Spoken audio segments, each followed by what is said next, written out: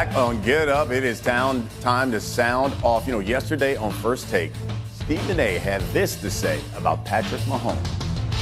Stephen A., is the GOAT debate officially over? It's officially over. There's nothing to talk about. It's officially. He's phenomenal. He's great.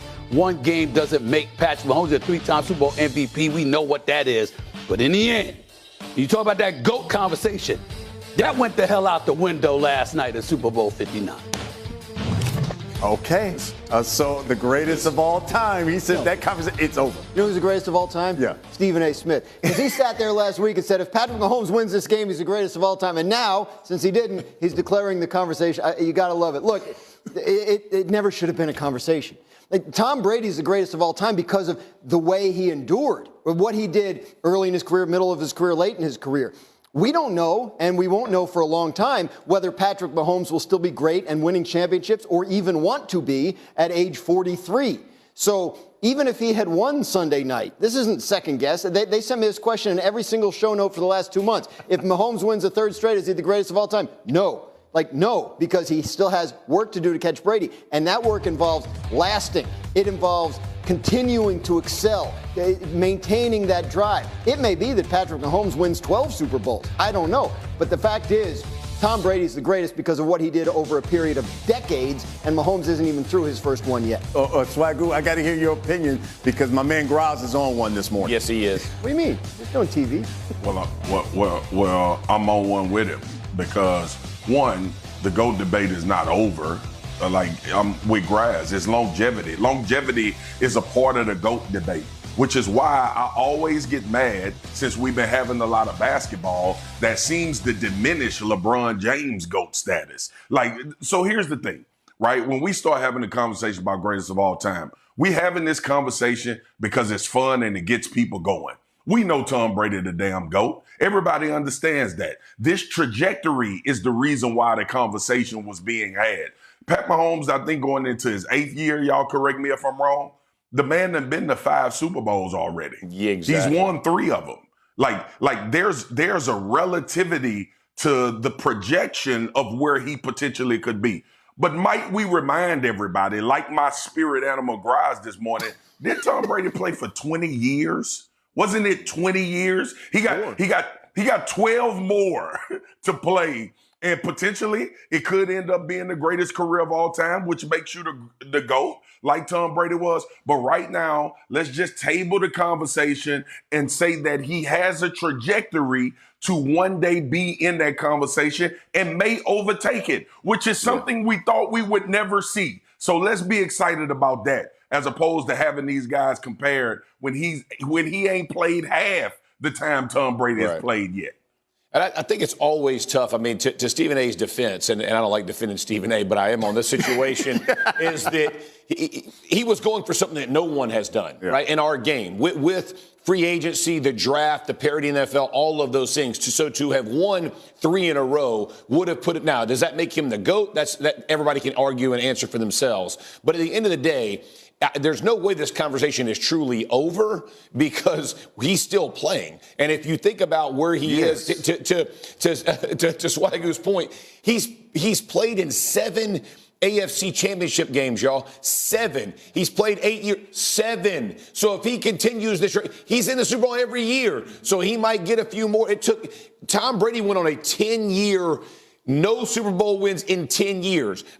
I don't know if I'd want to play 10 years. Without a Super Bowl, you might hang it up and be done. But to say that the argument is over is silly. The argument will still happen because of how well Patrick Mahomes has started his career, and now we're going to see. But you got Reed, you got Spags, there's a lot of people who have to stick around for this kind of longevity to last the way that everybody's hoping it will. But, man, don't diminish Patrick Mahomes because of the GOAT conversation. Like, what he's done in his first 8 years has never been matched in our game. That's an unbelievable accomplishment, and let's just let his career play out and see how it all ends. Okay, let's talk about maybe some possible future GOATs here because the NFL season obviously is over, but now it's draft season, and we bring in our Field Yates, who dropped his mock draft 3.0 this morning. And Field, Babyface Field gives us some of your top selections in this mock draft, Field.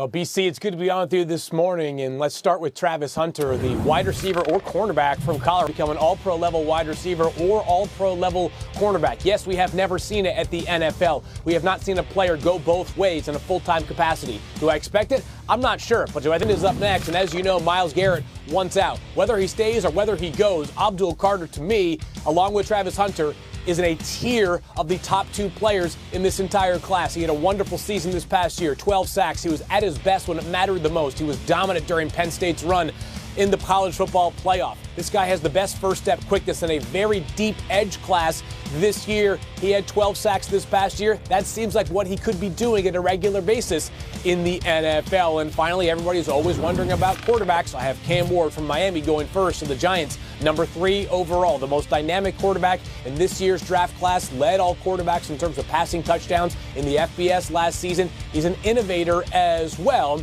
He goes to the Giants, who, of course, desperately need a quarterback. Meanwhile, Shedeur Sanders lands with the Raiders. Of course, we know he already has a relationship with Tom Brady. A lot of respect there, but it goes way beyond that for the Raiders in making this selection. Shedeur Sanders, the best pocket, both Colorado and Jackson State, the 2 stops during his college football career.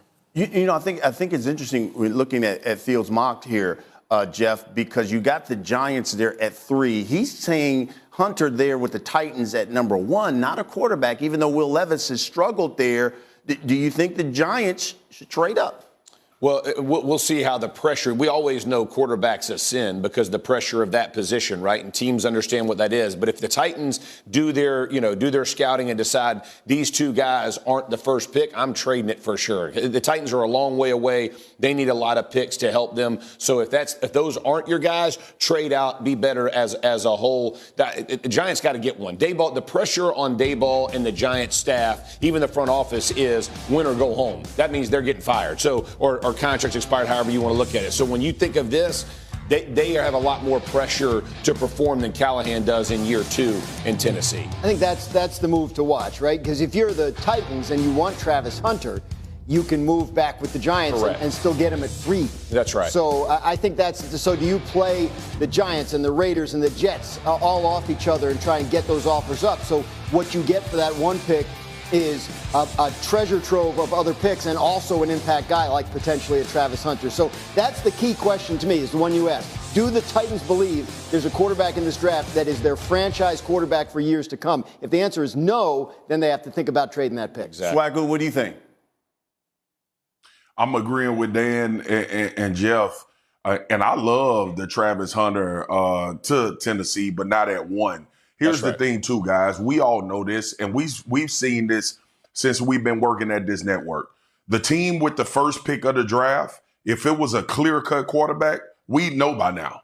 We'd have a really good understanding of what guy that they were targeting and what guy was on their radar. We had that with Caleb Williams, even though it was debatable with Jaden Daniels. We had that with the Baker Mayfield draft. We had that with Trevor Lawrence. We had that with C.J. Stroud and Bryce Young. Like, this is not an anomaly. If Shedeur or Cam